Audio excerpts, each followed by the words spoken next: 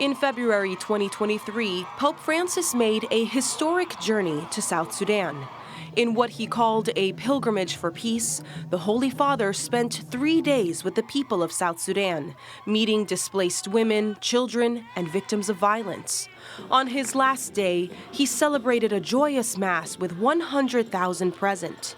He also met with South Sudan's 72-year-old president, Salva Kiir Mayardit, and other officials, asking them to choose peace for their people.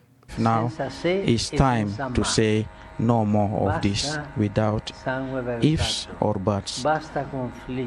No more bloodshed, no more conflicts, no more violence, mutual recrimination about who is responsible for it, no more leaving your people at rest for peace.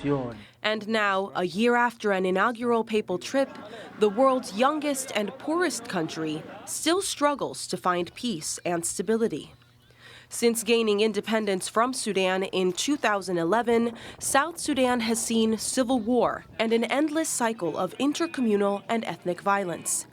In just the past month, almost 100 people have been killed in violent disputes, and heightening the violence is a refugee crisis fueled by civil war in Sudan. Since April, thousands of already displaced persons, most of them South Sudanese, have been crossing the Nile back into South Sudan, only to find even more violence on the other side. When the war happened in Sudan, I was there. Me and my children decided to go back home to South Sudan. When I arrived, I had the same crisis in South Sudan. No food, shelter, or clothes. We are suffering now. The Holy Father's trip last year inspired hope for lasting peace in South Sudan's people.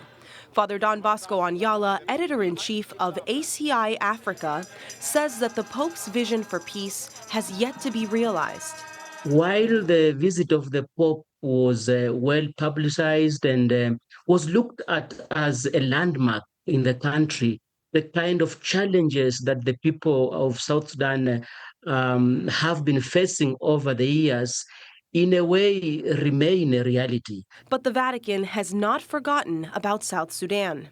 In early February, Cardinal Michael Czerny, prefect for the Dicastery for Promoting Integral Human Development, made a pastoral visit to the church in South Sudan, showing the Vatican's continued interest and solidarity with South Sudanese Catholics. He said that his visit, which brings actually greetings, blessings of the Holy Father, is a demonstration of how the Catholic Church is in solidarity with the people of God in South Sudan.